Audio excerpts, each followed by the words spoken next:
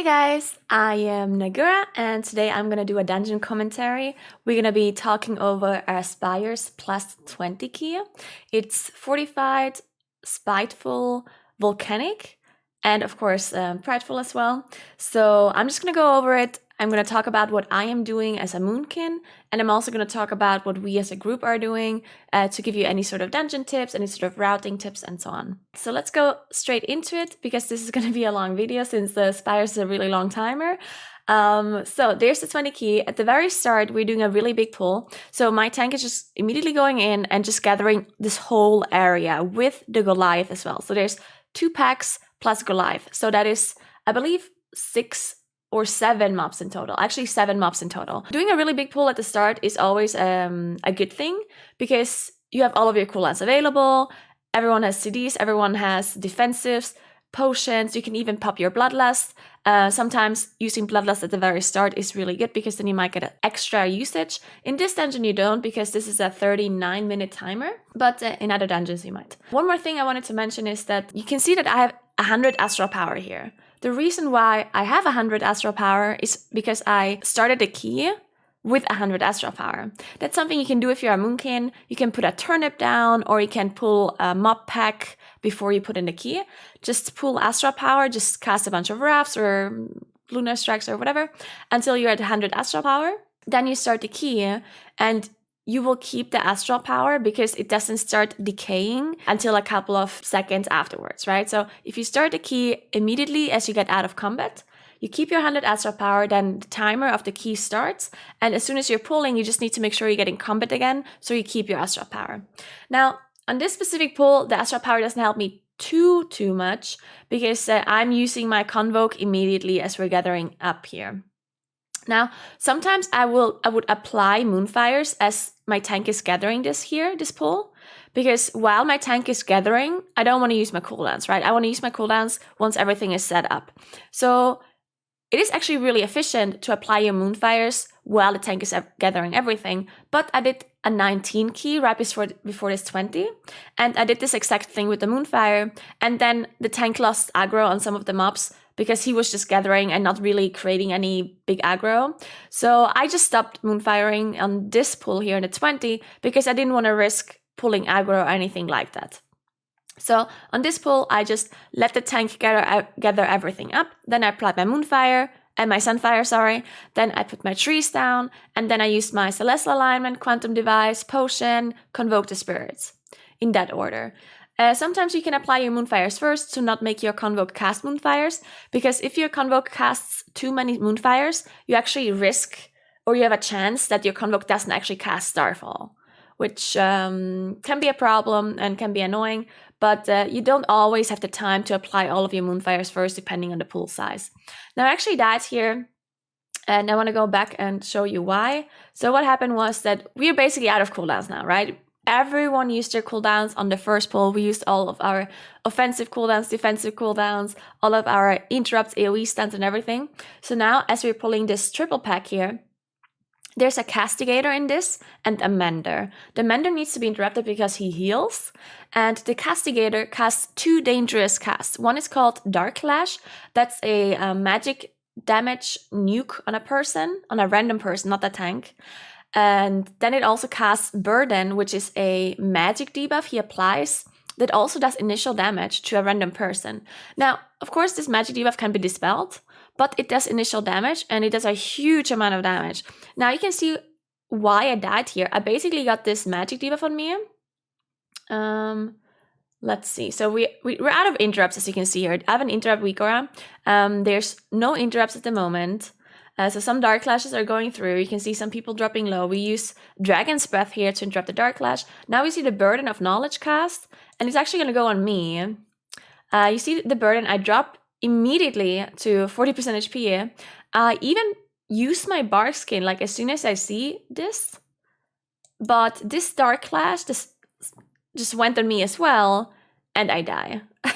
So this was a little bit bad RNG, and we just all used our interrupts kind of at the same time, ran out of interrupts, ran out of damage as well. We didn't have a lot of damage, so this pull took a long time, and I just ended up getting RNG'd It was a little bit unlucky because, of course, I got the Burden and the Dark Clash right afterwards. If I wouldn't have gotten the 2 casts in a row, then I might have survived. But yeah, this is definitely something that is preventable, this death, if we would have just timed our interrupts a little bit better. Either way, it doesn't matter. We had a bunch of deaths here. We ended up having 3 deaths because I went down, and then we didn't have a lot of interrupts anymore anyway afterwards either. And even more people went down to just the Dark Clashes cast and the Burden casts. But we managed to finish it off.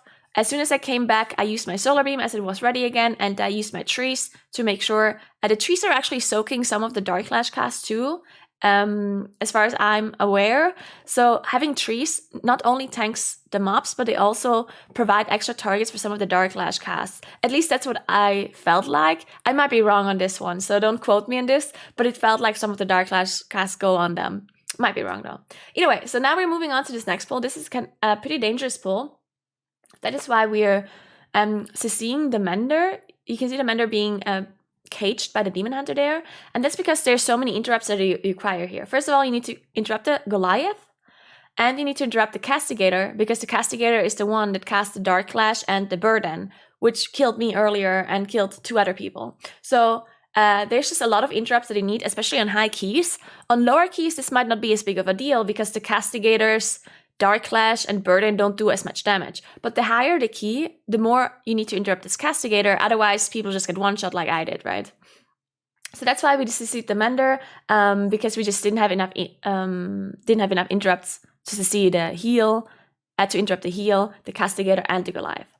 So the way I played this is I didn't have any cooldowns, right?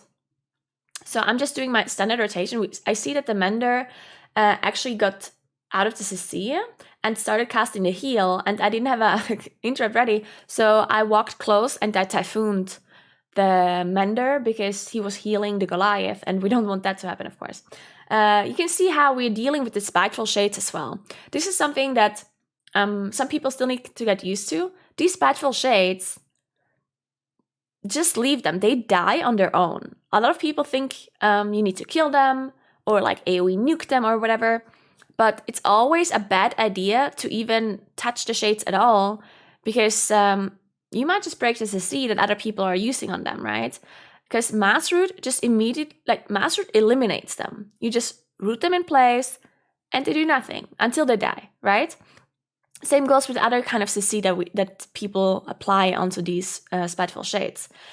If you're gonna immediately put like Moonfires or Sunfires or any other dots on those Spiteful Shades, and then someone else like CCs them, then it breaks immediately, right? So you definitely want to make sure you're not applying any sort of damage to those Spiteful Shades if you can avoid it, so other people can just CC it. Now I'm going to go a little bit back because I wasn't really talking about what I did as a Moonkin. I'd rather just talked about what our group did and about the Spiteful Shades. I basically am out of Astra Power, I'm pretty sure.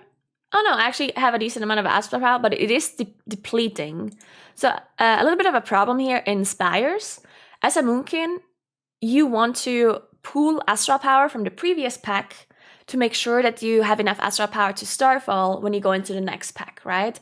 But in Spires, there's a little bit of an issue because it takes so long for you to get to the next platform with those angels, with the Kiran angels, that as soon as you arrive to the next platform, your Astra Power is already depleting. So that's why my Astra Power is depleting here, and I'm trying to get into combat as soon as possible, because as soon as you're in combat, your Astra Power stops depleting.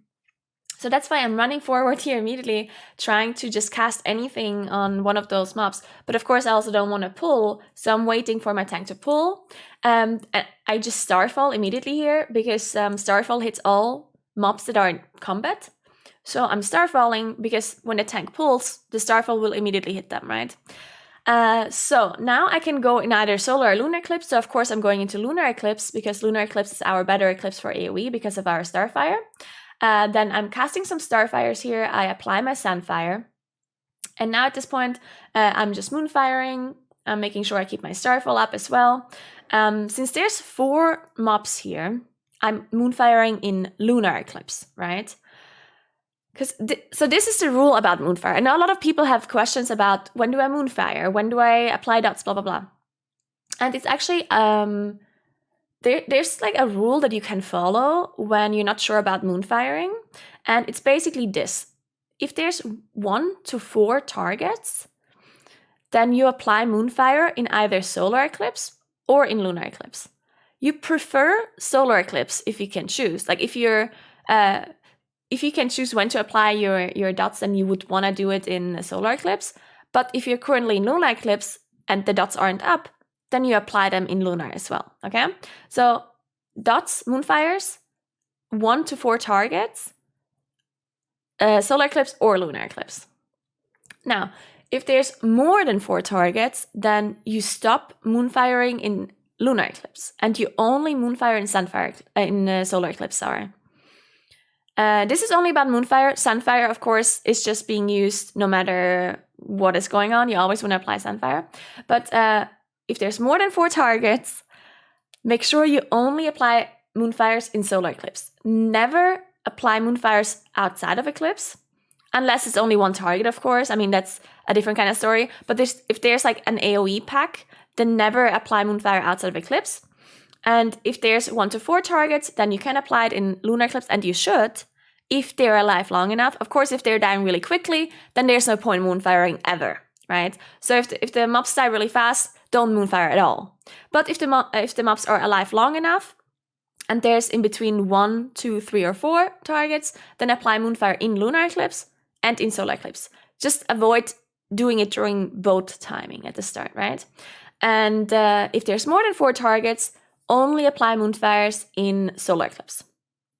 Otherwise, you just Starfire and Starfall and Sunfire in Lunar Eclipse. Okay?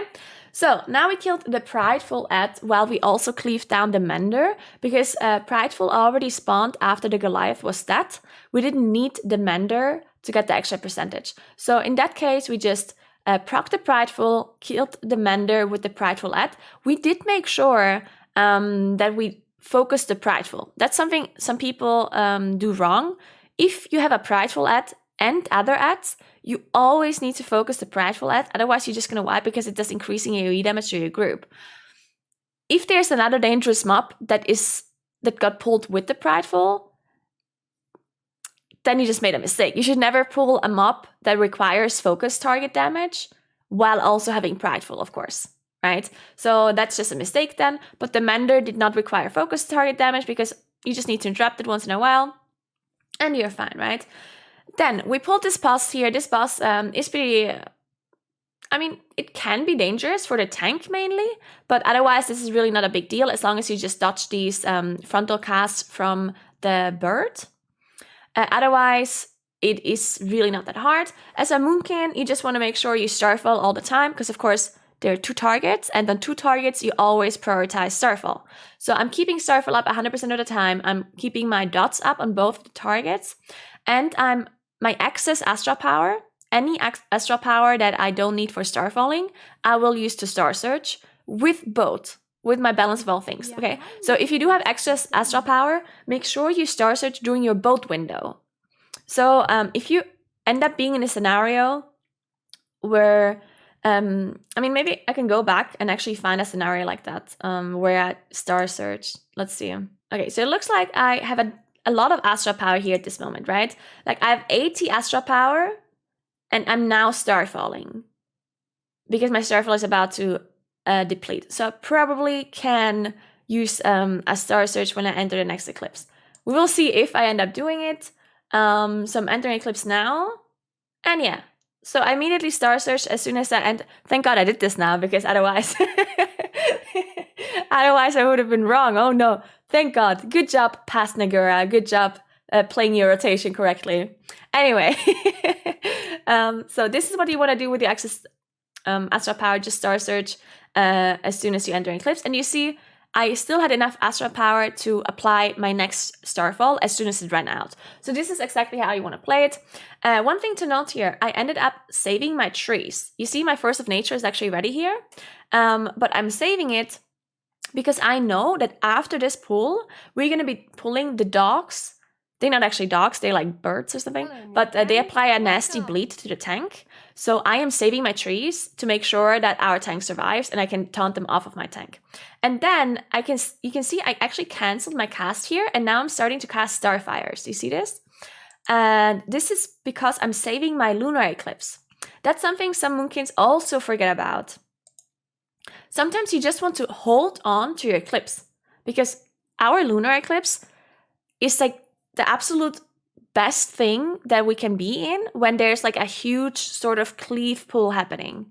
And the dog pull or the bird pull that is happening, that is a big cleave pull, because there's like 8 targets, right? So I remember this, and I know that the boss is about to die. So at this point, I'm like, oh, wait, I'm going to hold on to my lunar eclipse, because otherwise I might be in solar eclipse, and all of a sudden my lunar strike doesn't do as much damage anymore, and I just don't have as much cleave anymore, right? So you can see I wanted to cast a Wrath, but I canceled it. And now I'm casting Starfires to still cast something, but to not proc my eclipse. So I'm just generating some Astral Power here, making sure I have enough Astral Power for the next pull. And now I'm 1 cast away from my lunar eclipse. So now he's gathering everything up. He's gathering the dogs, birds, whatever they are. Then I'm applying I'm actually applying some Moonfires here as he's gathering them up. Because why not, right? I want to wait with my Sunfire until they're all stacked. Otherwise, I have to cast Sunfire multiple times. So as he was gathering the pool, I was actually just applying the Moonfires. Then they were gathered. I applied my Sunfire. I went into Lunar Eclipse. I applied my Starfall. I taunted because my tank asked for the taunt. And then I started casting Starfire, Starfire, Starfire.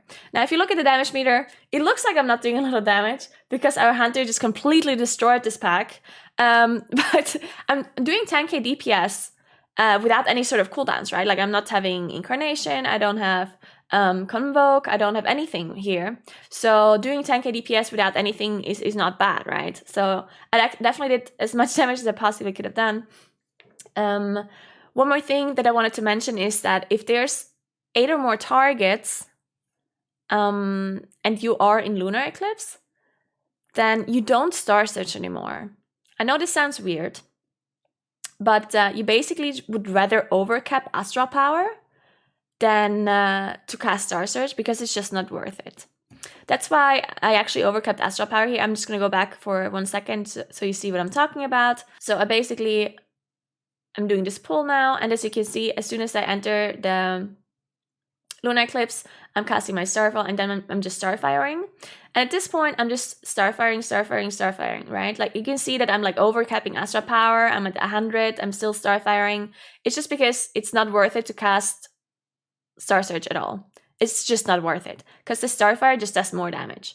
And then I'm also Starfiring in Solar Eclipse here, and I'm Moonfiring. Now, I think at this point I should have probably just Starfired and not even applied my Moonfires because they were so close to dying, and the Moonfire was probably just not worth it anymore at this point. So I think I should have just Starfired in that very moment here, but they were about to die anyway, so it's not as big of a deal. So now I'm applying my Mass Root here to those Prideful Shades, but some of them are breaking because there's my dots on it, right? So that's always a little bit of an issue with those dots because Sunfire is cleaving from the other ads and so on. So now we move on, we do this next pull here with the Skirmishers. You want to pull these Skirmishers back around the corner because otherwise they don't gather because they're ranged, they just throw stuff. And for this pull here, Vortex is actually very useful because they jump around at some point. Like they have a timer, like on a timer, they jump away from you. So this is why I'm applying my Vortex here. And when they jump, hopefully the Vortex pulls them back in. Now, the timer on this ability from their jump is actually pretty long. So I think my tank might have called the Vortex there a little bit early. But we have a Binding Shot anyway, so it's fine because the Binding Shot will also trigger when they jump out. So it's fine either way. So now I have my cooldowns ready, as you can see. And I'm probably going to just use them on the next pull. I could have used them here in those Skirmishers, but it felt like this pull is just not that dangerous for me, or for us rather. So I felt like I'm just going to save them. So now we see we actually succeed the Spiteful Shades on the side. so we can still walk past them. And now we're pulling this next pull. There's a squad leader here in this pull. You always need to remember that the squad leaders have an aura that reduces all allies' damage taken by area of effect damage by 70 or 75%. So that means if you're doing a pull with a squad leader, then you should be single target damaging. At least you shouldn't be casting area of effect damage. Like, you shouldn't be starfalling, for example, because your starfall is going to do 75% reduced damage. You can still apply dots and stuff because dots are not considered AoE, they're considered direct damage, right? So depending on what abilities you have, you should always think about what to do in this scenario, which abilities you shouldn't use and which abilities you can use. So as a Moonkin, don't starfall. It's basically a waste of Astra power because, as I said, 75% area of effect damage is reduced. Now we're finishing off this pack here. I did use my cooldowns, as I said, of course, using my Convoke. It's actually really good to use your Convoke against a squad leader because the only AoE ability that Convoke casts is Starfall, right? All the other abilities that Convoke casts are direct casts. Wrath is a direct cast, and we have Moonfire, Star Surge as well. And I'm not completely sure about Full Moon. I'm not sure. It could be that Full Moon is considered an AoE damage, an AoE ability, because it also splits damage if there's multiple targets there. It doesn't exactly split damage, but yeah, it might be considered AoE. I'm not 100% sure about that one, but you still have a lot of damage from your Convoke that is single target and is not reduced by this aura, and that's why I personally like using Convoke on this, because usually squad leader pulls are difficult pulls. So having extra damage there from Convoke and CA really, really helps in my opinion. So that's why I use it there. Here on this next pull, we have these Ether Divers. They are actually doing a lot of damage to tank if they're casting. So that's why Solar Beam is incredibly good here. I Solar Beamed right after the Silence Sigil from the Vengeance Demon Hunter. And I also put my trees down as well. Trees and Solar Beam is always a very good combination because Solar Beam doesn't only do the initial interrupt, it also silences afterwards. This doesn't always work, the silence portion of the Solar Beam, but it works a lot more in Shadowlands than it did in previous expansions. In BFA, it felt like the silence does never work, and only the initial interrupt does. But in Shadowlands dungeons, it really feels like some of the mobs actually get silenced for the full duration of Solar Beam. So it's actually kind of important to keep the ads inside the Solar Beam to have this continuous silence on them. So that's why it's really nice to have trees plus Solar Beam, because your tank sometimes needs to kite, needs to walk around, and then he walks out of the Solar Beam, and then they continue casting. Anyway, so we're moving on here. We actually triple CC'd. We CC'd the 3 mobs and soloed the squad leader.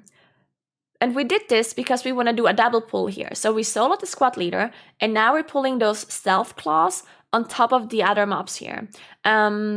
We just thought this is more efficient rather than pulling the squad leader with other mobs and then they don't take any damage because the squad leader has area of effect reduction and so on, right? So we just figured this is a better pull. We're also using our spear here, our Kyrian spear, to make sure we get this pull done. We actually used all of our cooldowns here.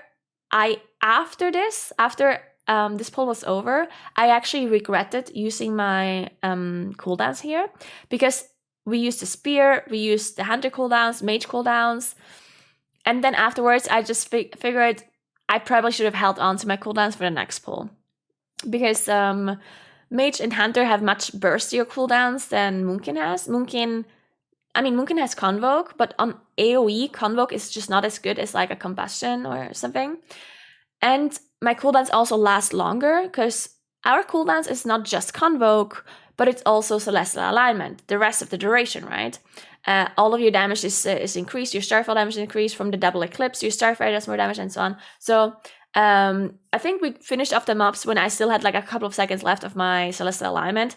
So that's why I ended up regretting my decision, and I should have used my cooldowns for this pack here. Because this pack here, is also decently dangerous. That was actually a really well placed vortex there. I'm not sure if you guys have seen, but these guys, the Kyrian Dark Praetors, they sometimes like jump away, and that's really annoying because you can't get them to stack back up with the rest of the group, and then you're just always not getting the cleave damage onto it.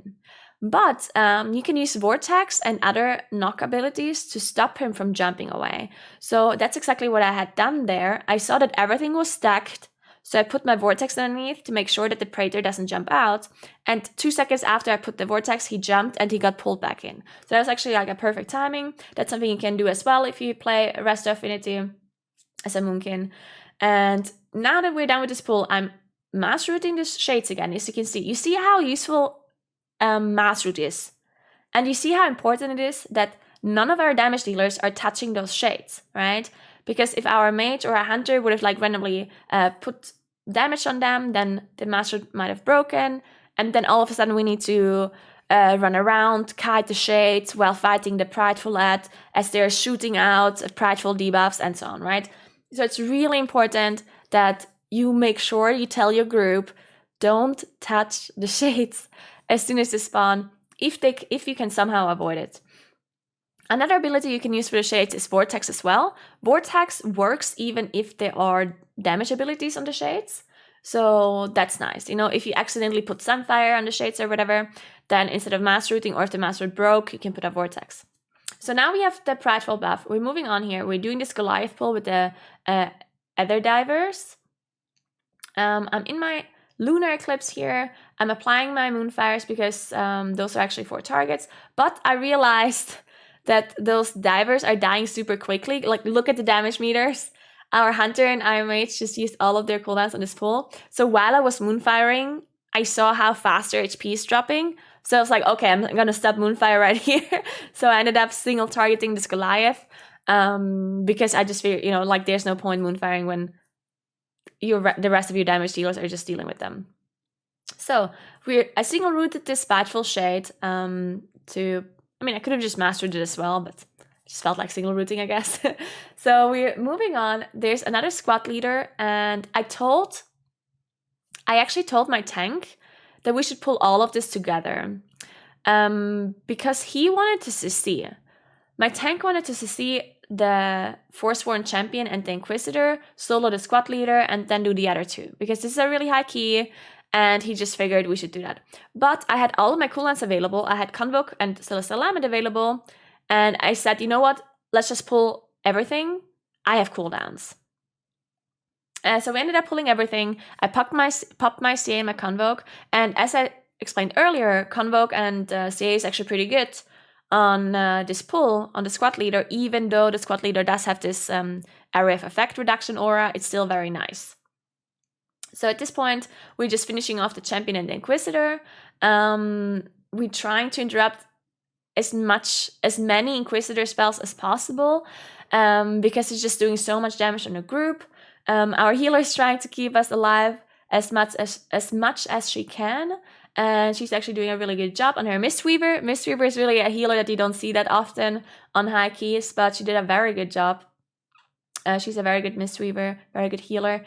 So now, one more thing I wanted to mention about these shades here is that you cannot actually use the Kyrian Angels here, the ones that carry to the next platform, before you kill the shades. If you're in combat with the shades, you can't use it. So in that case, that's why I broke my root. First, I mass rooted them, and then I realized, oh, we have to kill them. So I ended up just killing the shades, helping with the damage. So they ended up dying. Here we're doing another CC pull, because again, we have a squad leader here in this pack, and squad leaders are just really annoying. There's no point to deal with all of that. Okay, so unfortunately, our healer died here because we broke some of the CC that we weren't supposed to break. So we ended up having a little bit of a problem here with this pack. But we ended up having a battle rest and we got her back up. We're just finishing off the squad leader now. So a little bit of a problem on this pull just because I think we broke the stealth clone accident. or the other diver, I'm not really sure. But either way, we did manage to finish this up anyway. We are solo seeing this shade, as you can see. We got the Frost Nova and a single target root on this shade to make sure it's not annoying us. Now we're gathering up the rest of the pack. I forgot to put my Vortex here. I could have put the Vortex on the Praetor to make sure he doesn't jump away. Didn't think about it though. That's definitely something I need to work on. Definitely should now a Vortex. Better late than never, I guess. My tank started kiting because he's in trouble because the Stealth Cloud has a lot of damage. So I guess I put the Vortex here there to help my tank kite rather than for the Praetor, which I guess is also fine. And now I'm just trying to finish off this pack. I do have all of my cooldowns available here, but we will be spawning a Prideful mob first. Now, the last time we did this key, right before we did this 20, we did a 19 key. And I used all of my cooldowns on this pack here. And then I didn't have my cooldowns for the boss. And then we ended up having like a little bit of trouble on the boss because it is fortified, so the bosses don't have more HP, but it is at plus 20 key.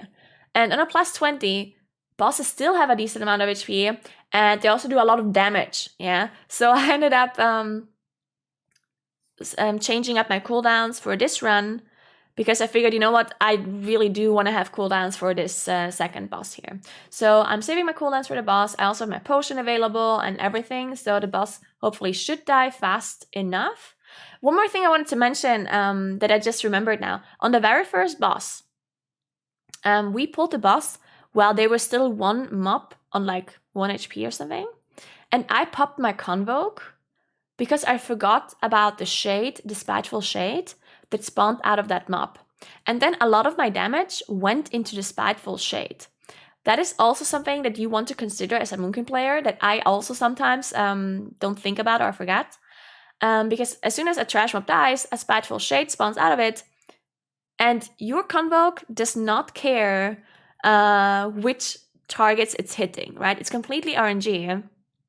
So it's really bad to use your cooldowns on a dying trash pack, yeah? So if you're fighting trash and some mobs have less HP than the others, some are already low HP, you'd never want to use your Convoke right as they're dying, because otherwise the Spiteful Shades are spawning, half your damage is going into the shades, and half your damage, if even, is going into the correct mobs. So that's something you have to consider, unless it's an emergency, of course. Like if you're about to wipe or whatever, then of course you consider using it anyway. But otherwise you should try to avoid using it when the Spiteful Shades are about to spawn. Otherwise you might be wasting a lot of their damage. Now, this boss died a lot quicker this time with all of our cooldowns, as you can see. I do have some tips for this boss actually, because a lot of people have issues with this. So let's go back a little. The way this boss works is that he jumps to a person that called Dark Stride and will leave a debuff behind. And before he jumps, he will leave this black pool behind that throws out these really deadly orbs that kill you if you get hit by it. So your tank can position these better for your team by positioning the boss close-ish to previous ones, right? Because the closer these orbs spawn together, like the closer they are together, the easier it is for the rest of the group to dodge them. Because if they're coming from all directions of the room, it's really hard for you to see where they're coming from and to dodge them. If they all come from like a similar direction, then it's easier to dodge, first of all. So that's a job your tank needs to do, because as I said, right before the Dark Stride, the boss puts the thing on his position. So the tank needs to make sure he moves the boss properly. One more thing I do want to mention is that during the recharge, when he casts recharge, there's more of these black swirlies that are being thrown out. I like using bird view. I know a lot of people have maybe different kinds of things they want to do, but I personally, when I know there's a lot of things coming in that I need to dodge, I just like using bird view, because I just feel like I have an easier time seeing the exact direction where they're coming from. You can see that I'm moving my camera up now because I see a lot of them are incoming, so I'm just moving my camera to like have bird view-ish. I'm not like looking directly from the top down because I still want to see like the boss's position, but I'm just like moving the camera further up to make sure I clearly see the direction they're coming from and going in. Because sometimes when you have your camera further down, you see that it's coming, but you don't know exactly the exact direction that it's going in. So that's something that maybe you can try if you have issues with this boss specifically. Okay, so now we're moving on. We have 80% trash, so we still need a little bit of trash before we go up to the last boss's platform. So we're doing an interesting pull here that I've actually never done before, or I did do it a couple of times, but I've never done it on like high keys. This is a pull that I think is probably just timing wise with the Pride, because a lot of routes make you pull the 2 trash packs in front of the third boss, the left and the right trash pack, where you go around the corner to gather them up. But with this group, we didn't do that. We did a different pull to get the percentage that we need. So first we are stealthing past here. Actually, there's one thing I want to say. If you use dash as a druid, if you use dash and you're walking up here, where I'm right now, there's this ledge. And sometimes if you're really fast and you walk over a ledge, your character is like jumping a little, yeah?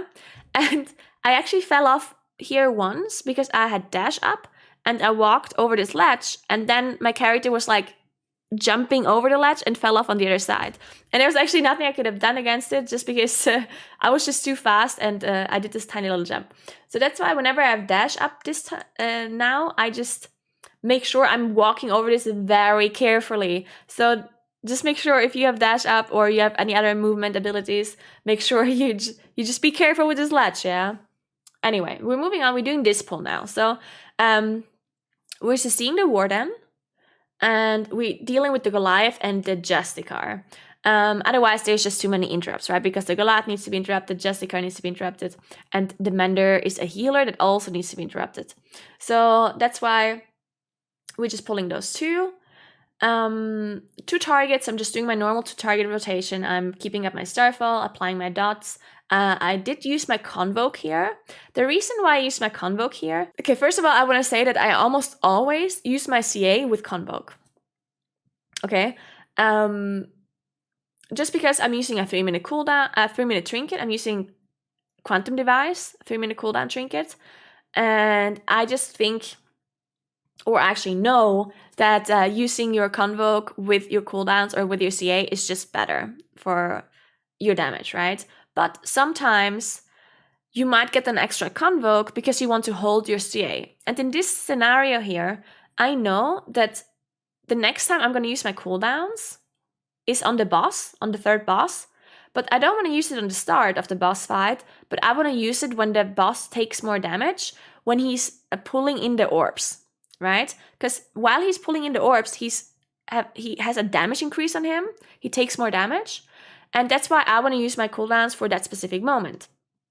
So while we pulled this pack, I realized, okay, I can probably use my Convoke here in this pack, and I will get it back for the boss fight when I want to use my cooldowns.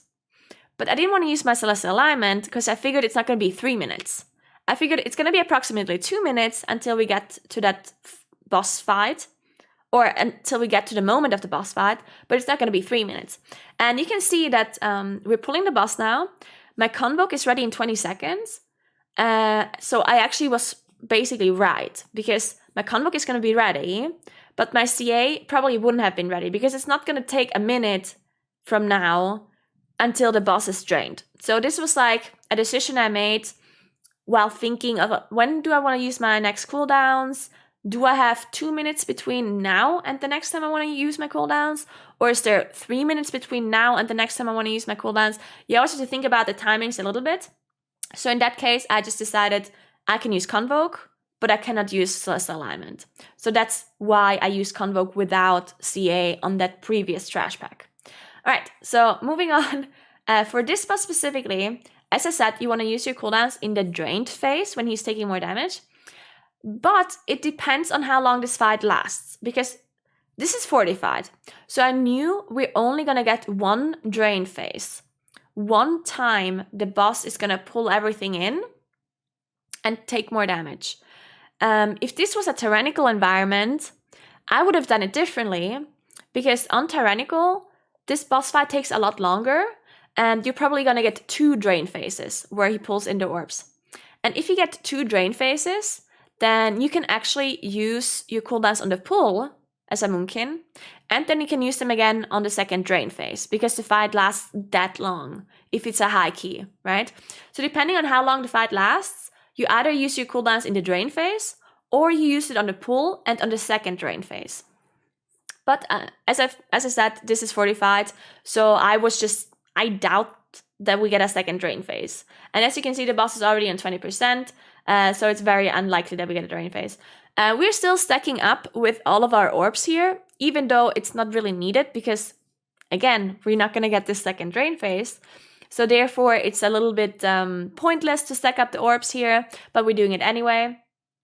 The reason why you're stacking up the orbs is because when he's draining, then these pools turn into an orb, and then the orb goes towards the boss. If the orb reaches the boss and is not getting soaked by a player, then he does an AoE damage on a group, which, by the way, is not that bad. It's not an instant one-shot. So if an orb reaches the boss, you're not actually going to wipe immediately. But the worst part is that the boss gains energy. And the boss is draining until he's full energy.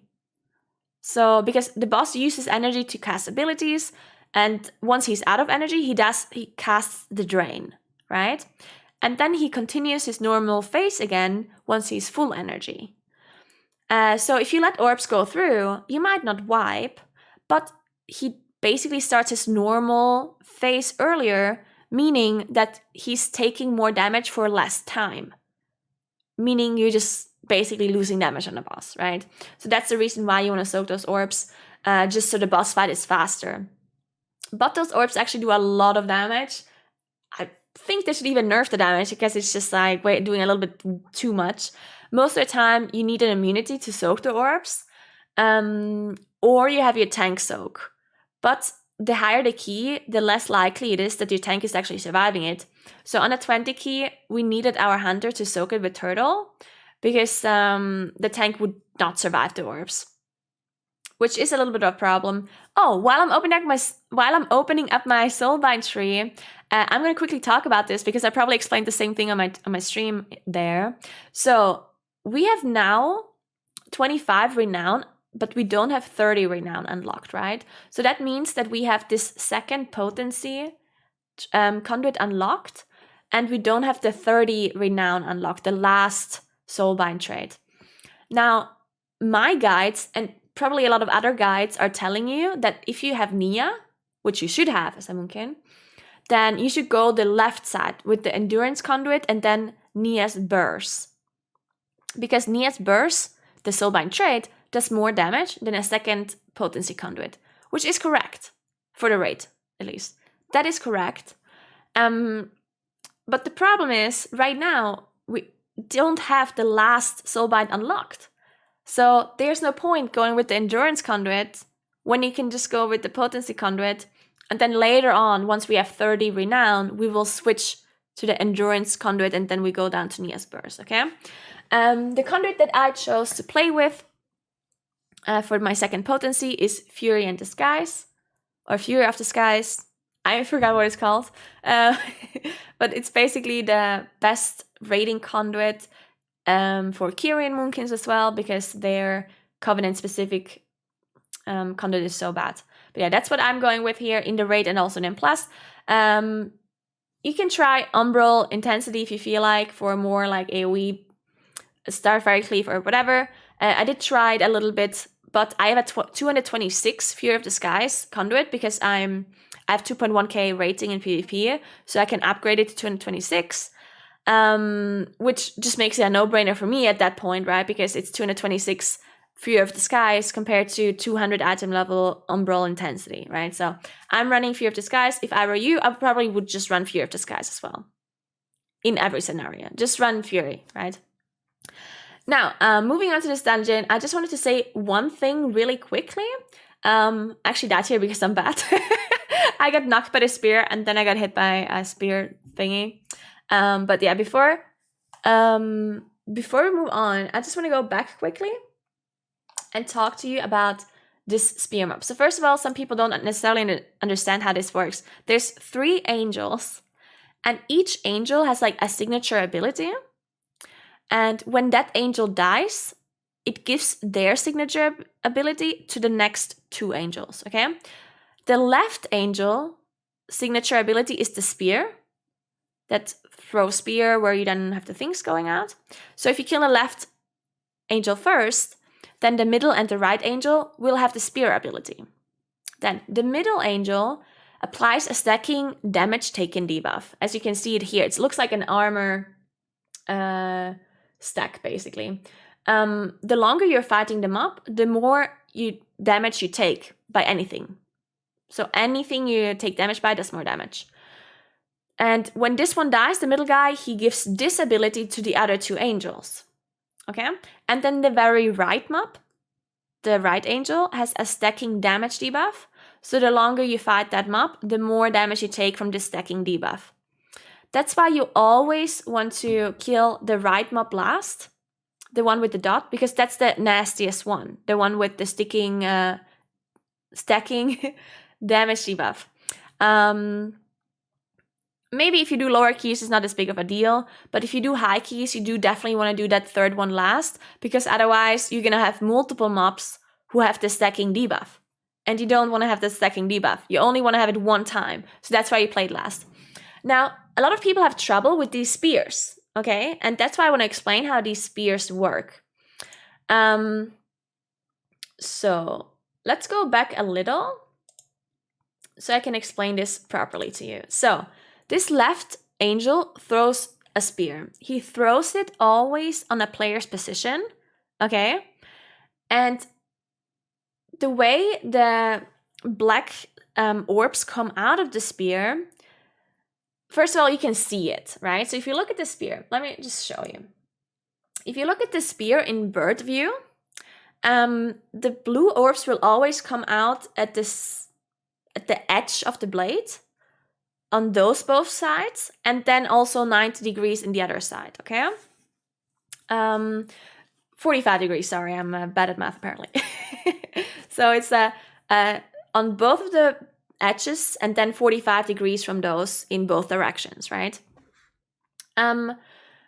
But you can actually bait the blade, and then you will always know where they come out from, because it's a little bit hard to see where the edge is, right? In my opinion. Like sometimes, unless you're like going bird view, sometimes it's just hard to see. It's like, okay, where is the edge of this blade? Like, is it pointing towards me? Is it pointing like, it's hard to see in my opinion, even if you know that it's coming out of the edge. So that's why if your range players all stack up on top of each other, and you're standing diagonally to the mob, which we are not doing here, by the way, then the blade will always be thrown at you in the same direction, and they will always land in the same direction. It's basically it basically just means that if you all stack up, he throws the spear at you, then you move diagonally out of the spear towards the angel. Then you wait for the next spear to spawn, you move diagonally out again, the next spear, the next spear, the next spear, and you will always be safe because the orbs will always spawn into the same direction, you know? They always will go forward and left. And you're walking out diagonally, so you're always safe, right? So spear goes like this, you walk out diagonally. Spear goes like this, you walk out diagonally. So no matter how many spears there spawn, you're always going to be safe, because he always throws the spear from his position to you. So as long as you always stand in the same angle to the boss, like your ranged camp always needs to stand into the same angle of the boss, he will always throw them the same direction, and they will always go out the same side. We're not actually doing this properly here in this group, because I didn't actually explain it to this group, so that's why we're not doing it properly here, but that is theoretically how you could do it. I did something similar here with the mage, but it was just a mage and me, right? So I'm moving out diagonally, I'm safe here, and if another spear spawns on us, we should again be safe as well. but I think I actually died there, not because I wasn't safe from the spear, but because I got hit by the initial impact point of the spear, and then I got knocked, and I walked into like another one. So that was the issue that I actually had here. It wasn't that the strategy didn't work, but it was just the fact that I didn't see the animation. Sometimes the animation is kind of hard to see, because there's multiple animations that are blocking the spear animation. That's something you need to keep in mind as well. Specifically, the mage's Night Fae ability. This is exactly what happened there, yeah? So I didn't see the spear, even though this time it wasn't blocked, I was just blind. I just walked out too slowly, basically. So I got knocked back, walked into the other one and died. But sometimes it really is covered by other abilities, like the mage's Night Fae ability, where they channel this like power thingy. Sometimes that makes the spear spawn immune, so definitely make sure you're looking out for that. But yeah, I'm gonna just skip a little bit ahead here because I explained the spear now. For this last mob here, the last angel is always the most dangerous one because it has all abilities, the damage taken increase, the ticking dot, plus the spear. So that's why we're using our Kyrian spear here to make this easier, and we're using all of our cooldowns as well. You can see the mage is using combustion, Hunter's also using his cooldowns. I have my cooldowns ready here, and I actually asked my team if I should maybe use my cooldowns as well here. But we decided not to because the mob was already so low. Now you can see this is actually what just happened to my mage. The mage got hit by the spear because he didn't see it. Because he was like channeling something, I think. Yeah, there you go. See, he didn't see. He was channeling his Night Fae ability, and the spear was spawning, and you don't see it. It's invisible, right? He only saw it once he got hit by it afterwards. So yeah, that's just something that you should maybe pay attention to. When you see that the spear is spawning, then just make sure you're not casting any sort of abilities that would cover it, right? So now I'm just moving forward to the boss because we're doing a pride mob after this. I might actually even use my cooldowns on a pride. I'm not sure. Let's see. It's very possible that I am using my cooldowns on a pride if I feel like we have some trouble, because this boss is not hard. This boss is actually one of the easier bosses, and it's fortified, right? So I didn't think we would have any issues with this boss. So there's actually a very high possibility that I even use my cooldowns for this pride mob, because why not? Yeah, there we go. So I did use my cooldowns here because I saw our healer was pretty low on mana. Our healer only had 10% mana or something. And I figured our mage and our hunter used their cooldowns on the mob before. So why not just use my cooldowns here to make sure we're getting this done? Because this is the only thing that can wipe us from here. Because if you look at the timer, we have 5 minutes left. And the boss is not taking 5 minutes. So we definitely have more than enough time here to play safe. And using my cooldowns on the pride mob is playing safe, because that's the only thing that can wipe us at this point, I figured. So I just used my cooldowns here, making sure that we get it done. We did get it done. So at this point, we just do the boss. This boss, there's not much to talk about really with this one, because you just want to make sure you dodge the run through. Run through is sometimes hard to see. He targets a person and then he charges towards that person. And I've seen people die to this. I've gotten hit myself because it's really hard to see where she's facing. That's just how it is, right? Sometimes you can help yourself by looking at the target circle. You see, when you target a mob, there's a tiny little circle underneath her that has a tiny like pointing arrow towards the direction she's looking at. But the problem is her target circle is really tiny and it's really hard to see. So even that doesn't really help you out in this case. So the only thing that I do that I think is helpful is make sure everyone in your group has either like little wicks or any sort of weak aura that does a sage chat message whenever you are getting targeted, right?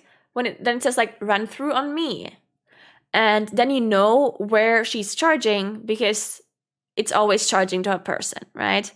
So if you have that kind of add-on available to you, then you can use that. Then you can always see the say bubble over the person's hat, sorry.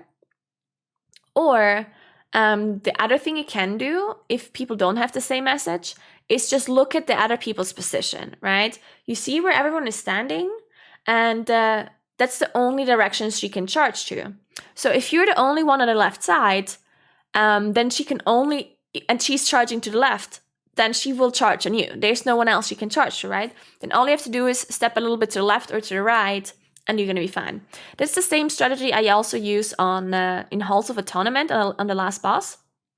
Because in Halls on the last boss, the boss throws his statues around, and people die to that statue throwing so many times. The way it works is that he channels on a statue, and then he throws the statue onto a player's position. Okay? That's already something that people don't know. He only throws statues on players' positions. He doesn't throw them in random direction. He always throws them towards a player. And it's really hard to see where he's throwing it to, because it's the direction that the statue is facing into. So if the statue is facing north, he throws her north, the statue. It's really hard to see as a stat, so the only thing that I do that always helps me is just, again, look at the player's position. If I'm the only one that is standing to the left side of the statue, and the statue is getting channeled on, then I just move backwards. Because I know if he channels it on me, then I just move back and I'm safe. And there's no one else near me, so I'm going to be fine. So I just position myself in a way that I know that if I just move a step, there's no way that he can throw it on me, basically. All right. Well, sorry about talking about a different dungeon here at the very end, but this boss, again, really just doesn't have anything interesting that he does. In the intermission phase, we usually just have the tank throw the spear on her to get her down, and everyone else is just getting the orbs back into the middle. I usually just use my off heals because there's nothing to attack at that point. So if you're Moonkin with Rest Affinity, then you can just use your heals here and there to help out your group, to help out your healer, to make sure everyone's alive. Okay, sorry, this was actually a really long video. I'm so sorry. I hope at least that you got some useful information out of this. If you managed to watch this whole video, then I don't even know what's going on. Thank you so much, guys, for just watching the video, and thank you so much for supporting me. If you subscribe to my YouTube channel, that will be super, super nice and very much appreciated. If you ever want to come to my stream, I stream at twitch.tv Naguura. You can ask any questions there if you want. You can, of course, also ask questions below in the comments if you want to, or any sort of things that you want me to do in different videos. Anything that you want me to do differently in these commentaries, or maybe you want me to do a specific video that you're interested in, just let me know in the comments below. Otherwise, thank you so much for watching, guys, and I'll see you on the next video. Thank you so much, and have a nice day, everyone. Bye!